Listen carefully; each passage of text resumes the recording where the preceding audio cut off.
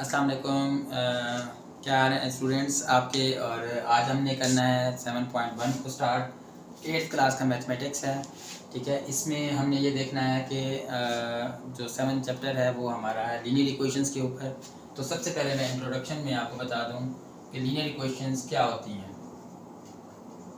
तो स्टूडेंट्स आज आपने दो बातों को समझना है। एक, लीनियर इक्वेशंस हम किसे कहते हैं, और दूसरा इनको सॉल्व करने के जो हमारे 8th स्टैंडर्ड तक जो मेथड्स बताए गए हैं हमने उनको सिर्फ आज हमने इंट्रोडक्शन में उसका देना है। तो सबसे पहले इन लीनियर इक्वेशन देखें कि हम ऐसी इक्वेशन जिसकी डिग्री 1 हो उसको लीनियर इक्वेशन कहते हैं।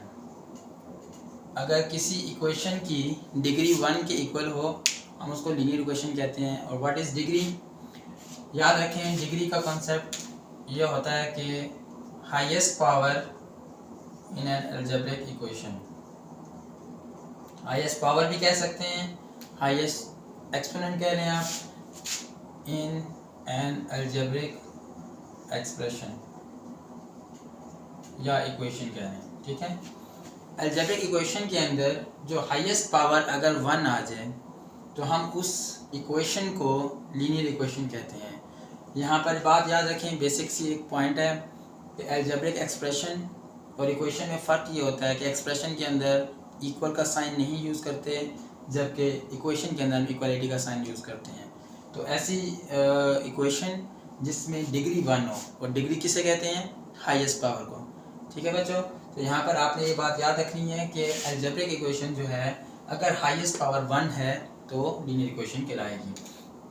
मिसाल के तौर पर एक एग्जांपल हम ले लेते हैं। जैसे मैं लिखता हूँ 3x minus 2y is equals to 5। अब देखिए बेटा, इसमें दो वेरिएबल्स यूज़ हो रहे हैं। नंबर 1 एक x और एक y वेरिएबल।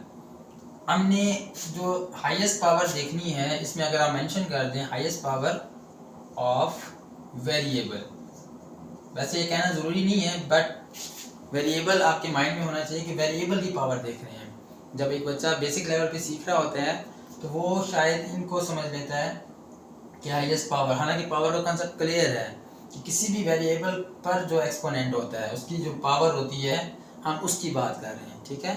आप उसको कंफ्यूज नहीं करना आपने कि ये 3 यूज़ हो रहा है, 2 यूज़ हो रहा है, 5 आया तो उसकी हाईएस्ट पावर, कन्फ्यूजन में बच्चे कह देते हैं कि पावर 5 है। तो हाईएस्ट पावर का कॉन्सेप्ट आपने याद रखना है, पावर यानी कि एक्सपोनेंट जो कि वेरिएबल पर देखा जाएगा। अगर कहीं पर आपको ऐसा नज़र आ रहा है कि 3 पावर 2 नाउ कांस्टेंट की पावर है तो इसको आपने मेंशन नहीं करना, क्योंकि ये वैसे आपके क्वेश्चन होंगे भी नहीं 8th स्टैंडर्ड तक। तो यहाँ पर आपने ये बात याद रखनी है कि वेरिएबल की पावर जो है वो 1 होगी। अब यहाँ पर पावर मेंशन नहीं की हुई तो 1 है। जब हम किसी वेरिएबल की पावर को मेंशन नहीं करते तो वो हमेशा 1 ही होती है। जिस तरह अगर खाली हम x लिखते हैं तो इसके साथ कोई कोफिशिएंट नहीं है, कोई कांस्टेंट नहीं है, तो वो 1 माना जाता है, 1x। तो इसी तरीके से सेम इसी पैटर्न पर पावर अगर मेंशन नहीं है तो वो भी 1 ली जाती है। तो ये एक आपकी लीनियर इक्वेशन है। अगर यहाँ पर एक और छोटी सी एग्जांपल अगर आप समझ लें कि अगर मैं इस इक्वेशन को यूँ लिख दूँ 3xy minus 2z is equals to 5. Now this equation is not a linear equation. Why? Because here in one term, एक टर्म के अंदर यहाँ पर इस टर्म में दो वेरिएबल यूज हो रहे हैं, एक x और एक y। अब ये दोनों वेरिएबल्स जो हैं इनकी पावर्स आपस में कंबाइन होगी, हैं तो ये भी 1 1, और z की पावर यानी कि z जो इसमें वेरिएबल यूज हो रहा है उसकी पावर भी 1 है। तीनों वेरिएबल्स जो इसमें यूज हो रहे हैं x, y एंड z, तीनों की पावर 1 है। लेकिन ये एक टर्म के अंदर, टर्म क्या होती है कि हर प्लस या माइनस साइन के बाद न्यू टर्म शुरू होती है। अगर आप गौर करें, this one is the first term, minus sign, यहाँ पे पहली टर्म खत्म हो गई, उसके बाद सेकंड टर्म। तो दो टर्म्स में से अगर इस टर्म को आप गौर करें तो इसमें दोनों वेरिएबल्स की पावर 1 1 है, तो ये कलेक्टिवली पढ़ी जाएगी तो ये पावर 2 हो जाएगी। तो ये 1 + 1 इसकी पावर हो जाएगी 2। तो ये लीनियर इक्वेशन नहीं रहेगी। ये लीनियर इक्वेशन है बट ये लीनियर इक्वेशन नहीं होगी क्योंकि इसकी पावर, हाईएस्ट पावर 2 हो गई है, यानी कि डिग्री 2 हो गई है, तो मतलब ये लीनियर इक्वेशन नहीं रहेगी। तो लीनियर इक्वेशन होने के लिए लाजमी है कि उसमें पूरे जितने भी वेरिएबल यूज़ हो रहे हैं वो 1 पावर से ज़्यादा ना हो। अब लीनियर इक्वेशन और ये जो पावर 2 हो जाएगी तो इसका मतलब है कि उसके कोई और नाम होगा, वो लीनियर इक्वेशन नहीं होगी। क्वाड्रेटिक है जो आप 9th में 10th में पढ़ेंगे। 3 पावर हो जाती है तो क्यूबिक हो जाएगी, 4 पावर हो जाती है तो वो बाय क्वाड्रेटिक और सो ऑन। तो हमारा जो क्योंकि क्वेश्चन जो हमारे जो चैप्टर का ताल्लुक है वो लीनियर इक्वेशंस के साथ है तो हम लीनियर इक्वेशन पर ही फोकस करेंगे। तो स्टूडेंट्स इसमें 2 मेथड्स हैं लीनियर इक्वेशन को जो आपने इस वीडियो लेक्चर में समझने हैं। इसमें आपने जो है वो 2 मेथड्स याद रखनी है। एक को हम कहते हैं एलिमिनेशन मेथड और दूसरा है हमारे पास सब्स्टिट्यूशन मेथड। एलिमिनेशन मेथड और सब्स्टिट्यूशन मेथड। तो इसमें स्टूडेंट्स आपने दोनों मेथड्स को बड़ा गौर से समझना है और आप इस वीडियो का कोई भी लेक्चर का इस पार्ट का कोई भी आपने चेंज नहीं करना, मिस नहीं करना अपने पॉइंट, ताकि आपको मुश्किल ना हो। सबसे पहले हम एलिमिनेशन मेथड को डिटेल में डिस्कस करते हैं। What is an elimination method?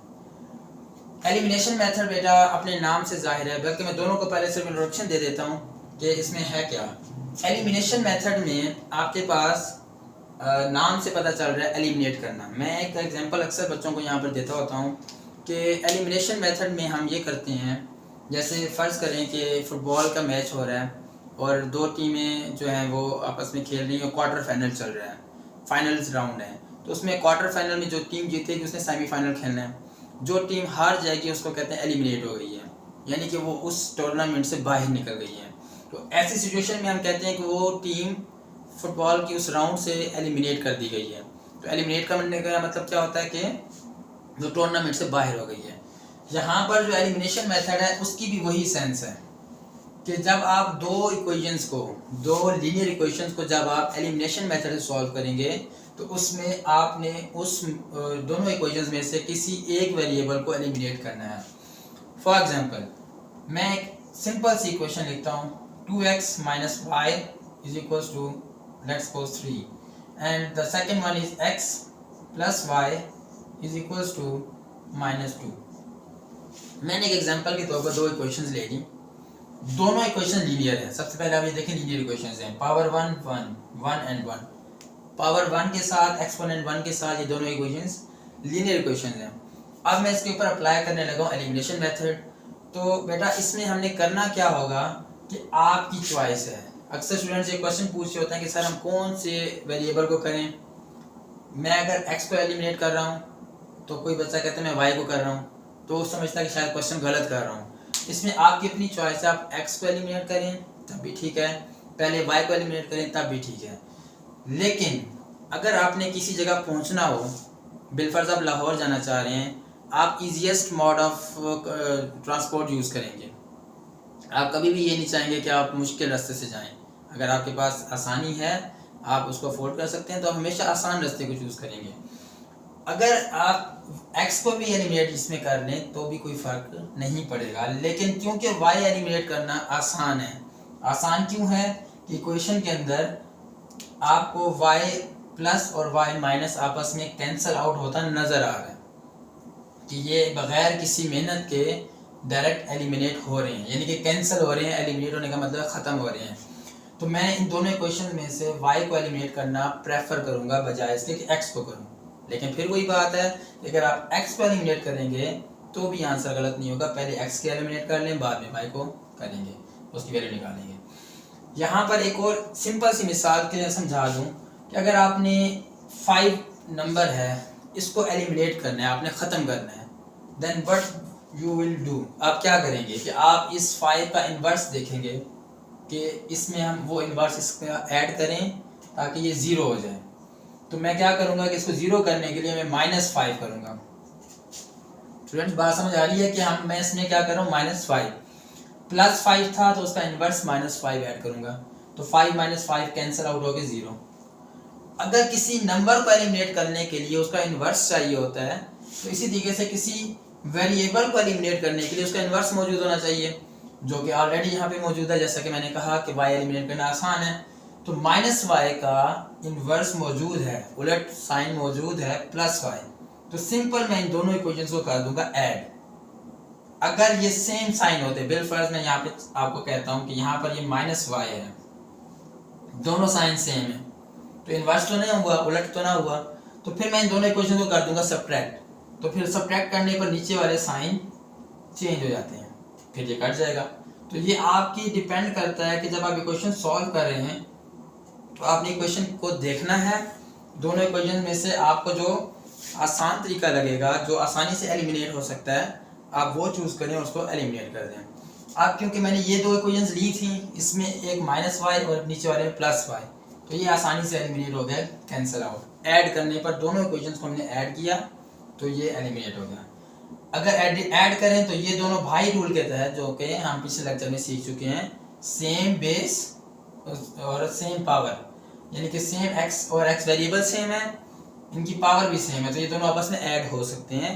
तो 2 + 1x, अभी मैंने बताया कि x के साथ कुछ नहीं लिखा हुआ तो 1, तो दोनों के कोफिशिएंट ऐड कर दें, ये हो जाएगा 3x, 2x + 1x 3x is equals to 3 - 2 क्या आएगा 1, एंड x की वैल्यू क्या हो जाएगी, अगर आप x को यहाँ से अकेला रखें, 3 इसके साथ जो है उसको ख़त्म करने के लिए यहाँ पे भी इसका इन्वर्स देखें, मल्टीप्लिकेटिव इन्वर्स क्या होगा 1/3, यानी कि 3 इधर भी डिवाइड करें और 3 दूसरी तरफ भी डिवाइड करें, जिसको हम आम अल्फाज में टीचर्स कहते हैं कि 3 यहाँ मल्टीप्लाई हो रहा है तो इक्वेशन की दूसरी तरफ जाके डिवाइड कर देंगे।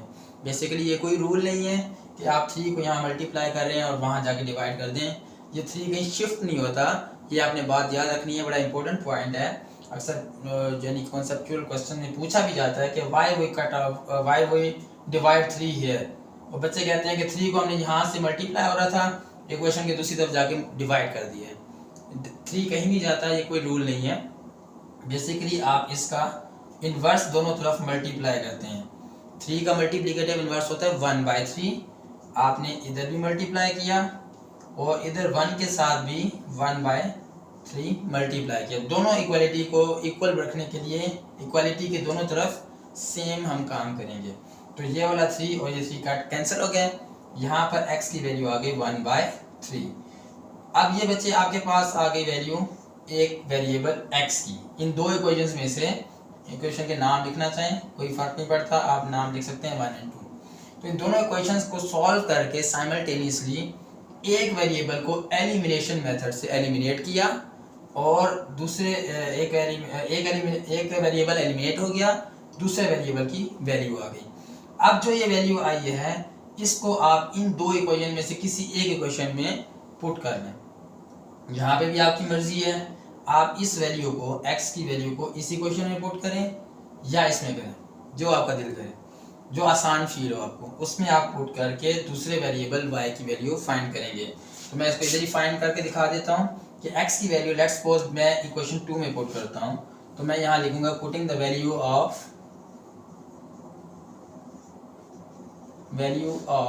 x in equation 2। अब इक्वेशन 2 के अंदर मैं वैल्यू पुट करने लगा हूँ x की, तो ये हो जाएगा 1/3 plus y is equals to -2। अब y की वैल्यू क्या होगी +1/3, इसी तरह जैसे हमने इधर भी इसका एडिटिव इन्वर्स ऐड किया था, यहाँ पर हम एडिटिव इन्वर्स देखेंगे -1/3 plus 1/3 plus y is equals to -2। बेटा ये मैं क्या कर रहा हूँ, इसके साथ 1/3 का एडिटिव इन्वर्स -1/3।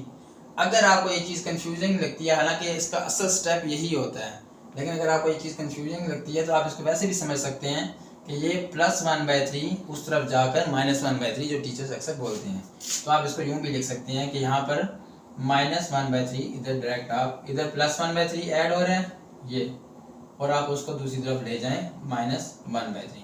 तो y की वैल्यू इधर से आप सॉल्व कर लें, दोनों का एलसीएम लिया जाएगा, y is equals to LCM 3 -6 -1, तो ये आएगा y इज इक्वल्स टू -7/3। ठीक है, और ये एलसीएम का सिंपल स्टेप है, यहाँ पे -2 के साथ -1/3 था, इसके नीचे 1 आप सपोज करते हैं, जब जो है आपके पास 1 इसके नीचे लिखा जाता है, मतलब मेंशन नहीं होता लेकिन आप लिख सकते हैं।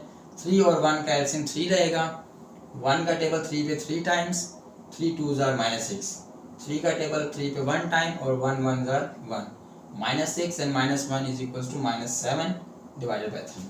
तो यहाँ पर आपका ये एक पोर्शन ख़त्म हो जाता है जिसमें हम एलिमिनेशन मेथड को समझ रहे हैं। मैं जल्दी से इसको रिपीट कर देता हूँ ताकि आपको एक दफ़ा फिर इसकी रिवीजन हो जाए। यहाँ पर एलिमिनेशन मेथड के लिए आपने याद रखना है कि आप दो वेरिएबल्स यूज़ कर रहे हैं दोनों इक्वेशंस के अंदर, उसमें से किसी एक वेरिएबल को आपने एलिमिनेट कर देना है जो आपको फिजिबल लगे, आसान लगे। उसकी वैल्यू जो निकलेगी दूसरे वेरिएबल की, उसको आप अपनी मर्ज़ी से किसी एक इक्वेशन में पुट करके आंसर निकाल देंगे। तो ये आपका आज का लेक्चर है। दूसरे लेक्चर में हम सब्स्टिट्यूशन मेथड पढ़ेंगे।